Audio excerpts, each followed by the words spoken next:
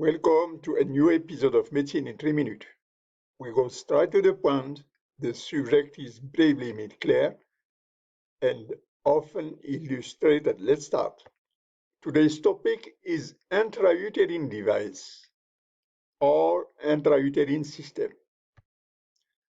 An intrauterine device, IUD, is a small device, often T-shaped, that is inserted into the uterus to prevent pregnancy.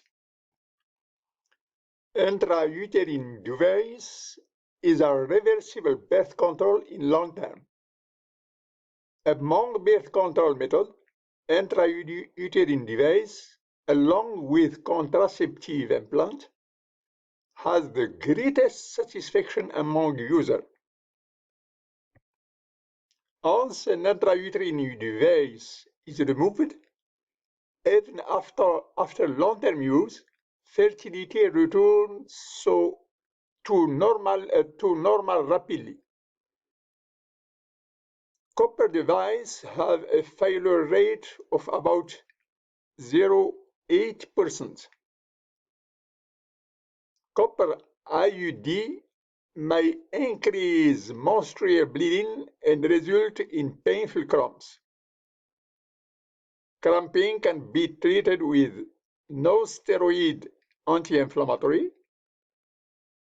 More serious potential complications include expulsion, 2 to 5%, and rarely perforation of the uterus, less than 0.7%. Intrauterine devices do not affect breastfeeding. It can be inserted immediately after delivery. Minera can last for 5 years. ParaGard, 10 years. The first mechanism is the inhibition of sperm transport, which is used only for copper IUD. The second mechanism is tubal motility is increased, leading to failure of implantation of immature zygote. The third mechanism is implantation inhibited by endometrial inflammation. And fourth, sperm and blastocyst destroyed by endometrial phagocytosis. The last one, cervical mucus, altered by progestin intrauterine device only. First mechanism is the inhibition of sperm transport. Tubal mobility is increased. The implantation is inhibited by endometrial inflammation. Sperm and blastocysts are destroyed by endometrial phagocytosis, and cervical mucus altered by progestin. QSAFE 300 Germanic model, FinCol 350 Finland model, and FlexiGuard 330 Chinese model. Potential complications are, first one is expulsion. It's higher in young, low parity.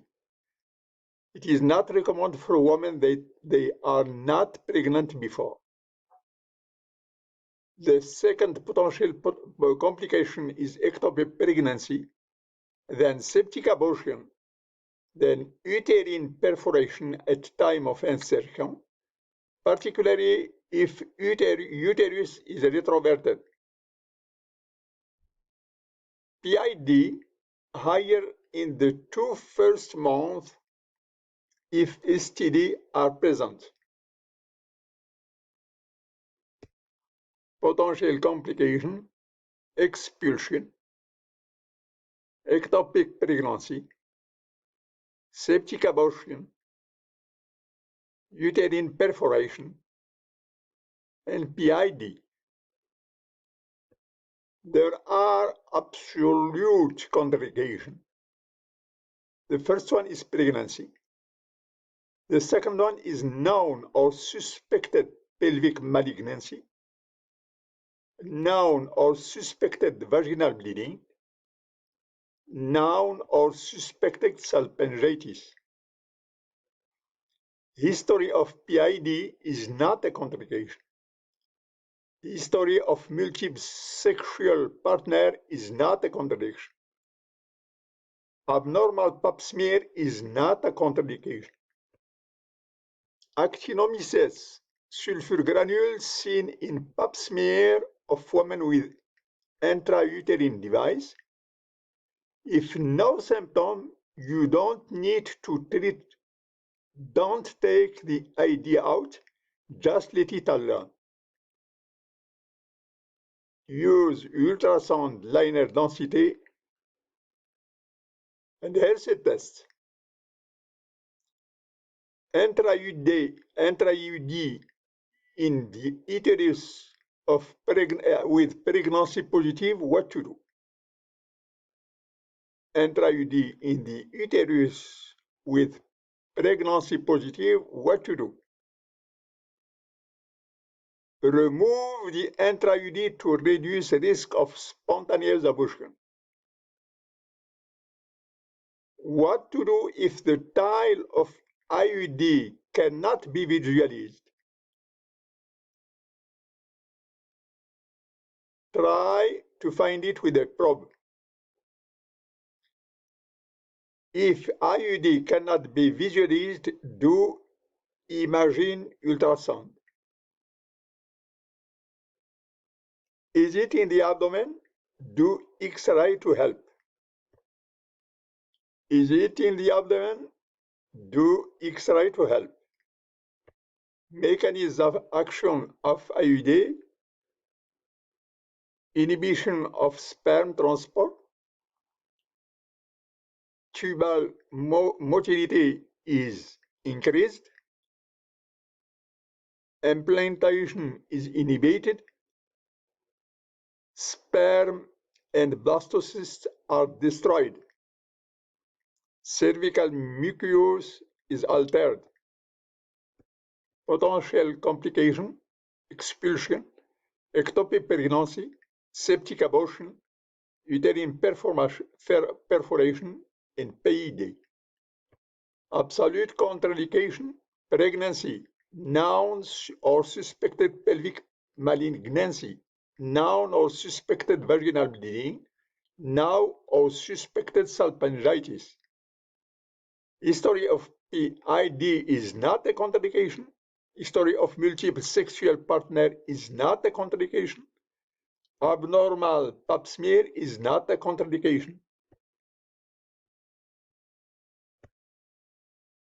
Thank you for watching this episode of Medicine in 3 minutes. Would you like to click the button like and subscribe? Your comments are very welcome. Thank you.